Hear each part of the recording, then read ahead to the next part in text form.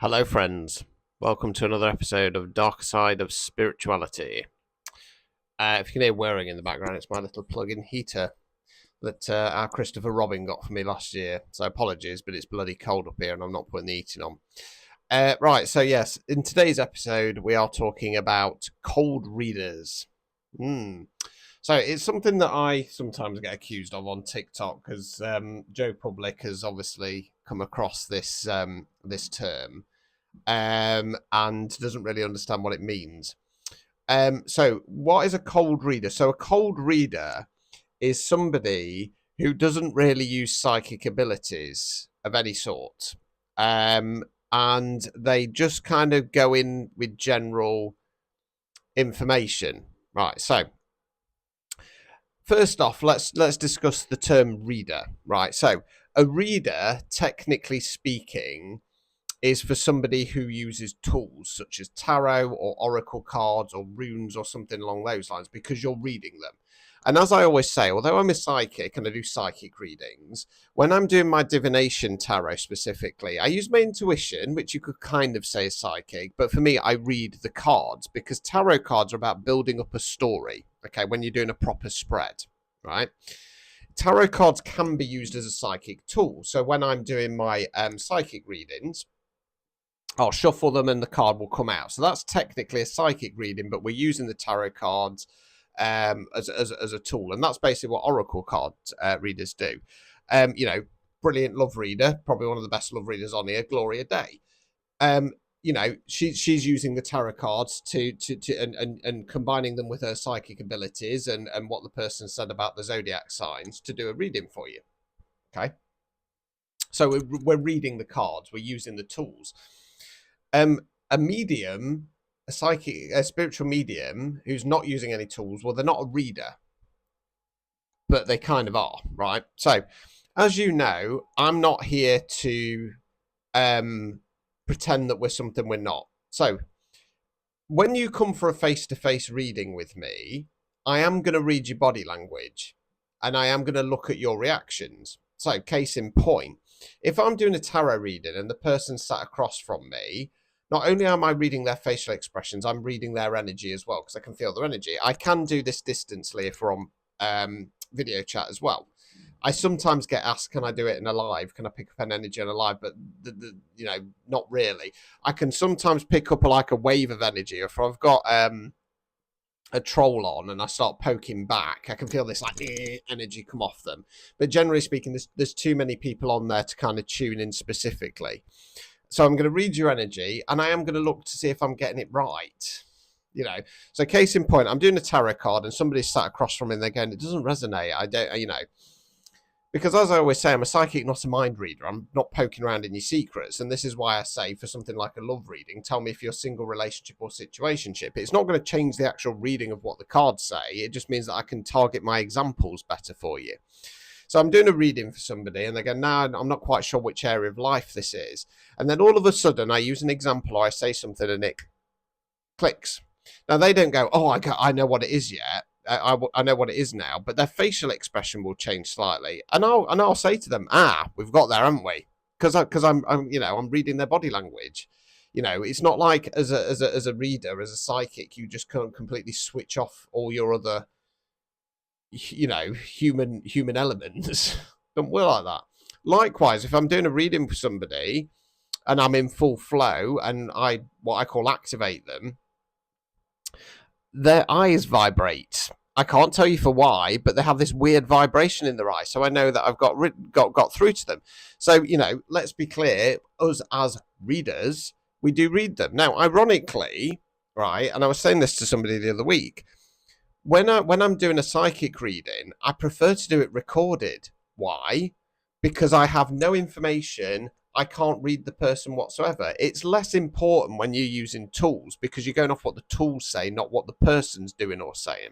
Okay. But yeah, psychic read. See, I get bashed for it. How can you do a psychic reading when you're not with the person? Well, easily. And to be honest with you, I prefer doing it that way. You know what I mean? Because I've got no information on the person other than the name that they decide to put on the form. Doesn't even have to be their real name. And I just see what comes through. So I prefer doing it that way. Likewise, I won't do a psychic reading for somebody I know. So, case in point, one of my friends, Nina, she's very supportive. She's one of my supporters and subscribers. As frustrating as it is for her, I say I can't do a psychic reading for you because I know too much information about her and her life. I can do the tarot cards because, again, I'm reading the cards. I'm using the tools. Now, I've been meaning to do this video for some time, but due to other work commitments and an absolute packed October, I've not got around to it. What triggered this was somebody that I had a reading with some time ago now. It was towards the start of the year. And after a lot of kind of good feedback from this about this person, from clients, I thought, yeah, you know, and they've got some bit of an unusual skill, unusual gift, if you want to call it that. And I avoided having a reading with them for a period of time because I wanted some other bits in my life to play out, and I didn't really want to know what was going to be going off. Right now, this person doesn't use tools. Okay, they don't use well, they do, but not with these types of readings. Now I've got to be honest with you. I was disappointed. I was really, really disappointed with the reading, because everything that they said to me wasn't news for me. Now, being that I'm a creator, being that I've spoken a lot about my life, you know, as you know, growing up with my family, the death of my wife, the aftermath of that, etc., etc. There's a lot of information out there about me, number one. Number two, despite people pretending that they don't ever see my content, you know, I monitor views and stuff like that, especially on Facebook, because I'll, you know, secrets revealed here. I'll sometimes deliberately put stuff on my personal account and not share it anywhere, and see how many people are actually watching it. Sadly, there's a lot of readers out there who try and steal my ideas, try and mimic what I'm doing, etc., etc. Now, I'm not saying that I'm, you know, the most original person in the world ever. Of course not. And I'm quite happy to admit sometimes I'll come across something. I think that's a good idea, right? And you know, I might take that idea, but I'll adapt it enough so it's not just ripping the other person off. You know what I mean? It's, you know, it's amazing how many people are doing recorded tarot readings all of a sudden. You know, I'm not saying don't do it, but you know, I'm not saying that I'm the first person in the world ever to do it. But as far as I'm concerned, I'm the first one doing it guaranteed same day. I've not seen it about anywhere else. And if it is about, well, sorry, I didn't rip it off. It came to me. Yeah.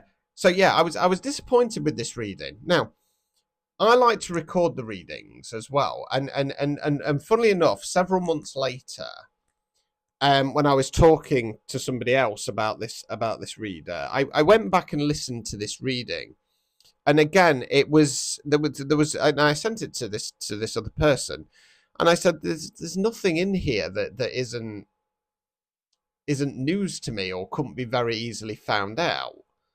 And it was very disappointing. Now they agreed with me as well. They said, "Oh, yeah." So fast forward several months later, and they're at another event doing what we call a platform or podium night. So it's in front of a big crowd. Now, I was monitoring them because I'd already got kind of suspicions. Is this person what they make out themselves out to be? And they were going round, and for the most part, people were like, oh yeah. But everything that they were saying to people was very generic. And then I watched them do a reading for somebody that I know and they know, and it was very brief and short. Now, they don't really know an awful lot about this person. I don't know an awful lot about this person.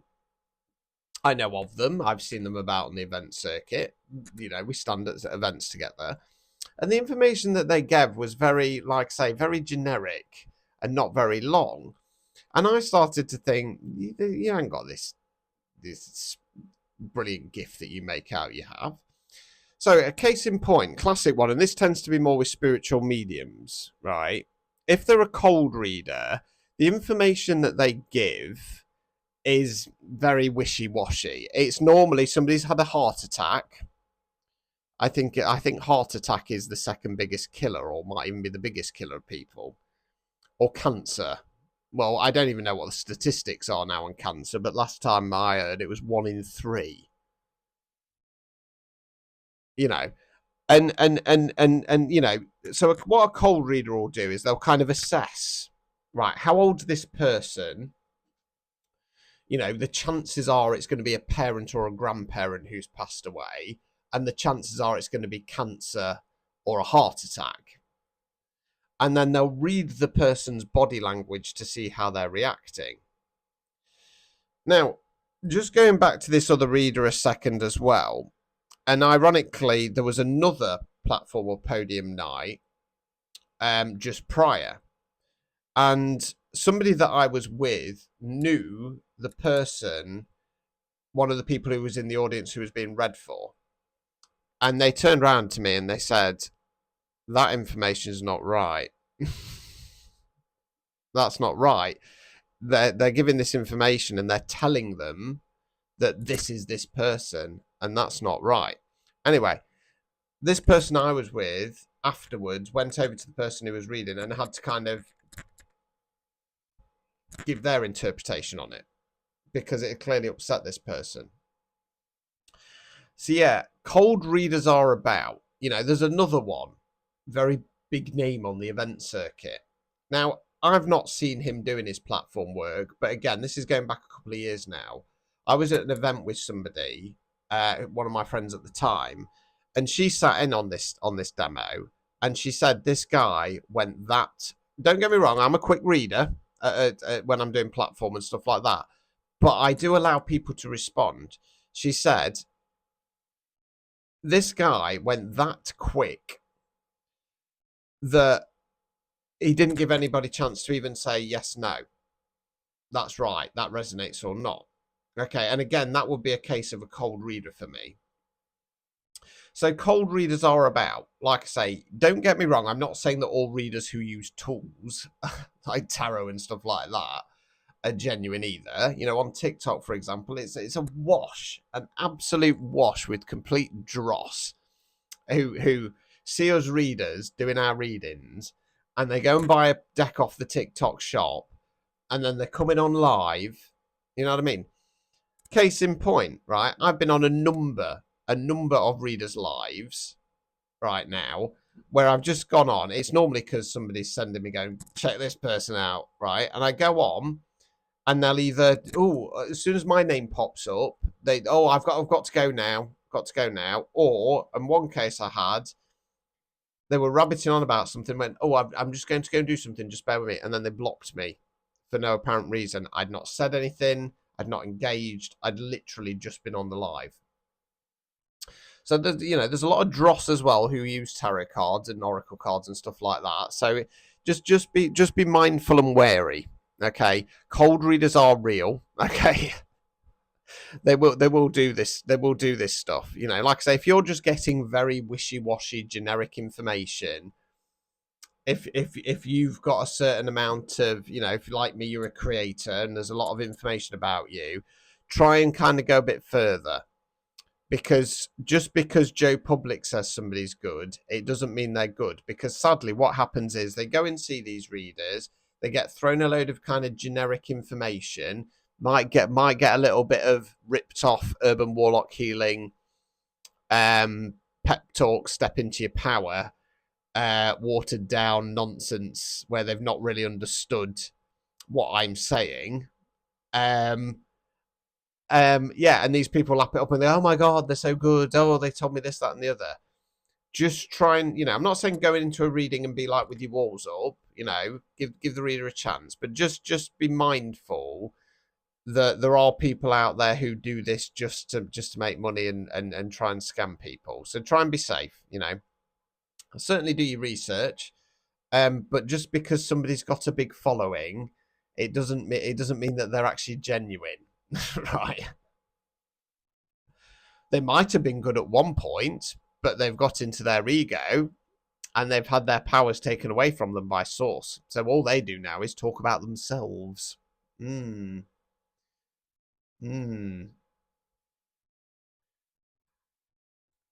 must be off today. All she did was talk about herself. She didn't pass on any messages. Heard that before from clients as well. So yeah, cold readers, they are real. Like I say, you know, let's be honest, us readers, we will see if you're reacting with your body language or your energy. There's no way of getting around that. Like I say, short of poking our eyes out, there's no way of getting around it. Like I say, the only way you can get around that is have a recorded reading with me. I know nothing about you, can't see you. If you want one, link in bio. Start from 10 quid. So yeah, there you go. Be safe. Cold readers are real. Don't just mindlessly believe what Joe Public says, because they want to hear what they want to hear. Ta-ta.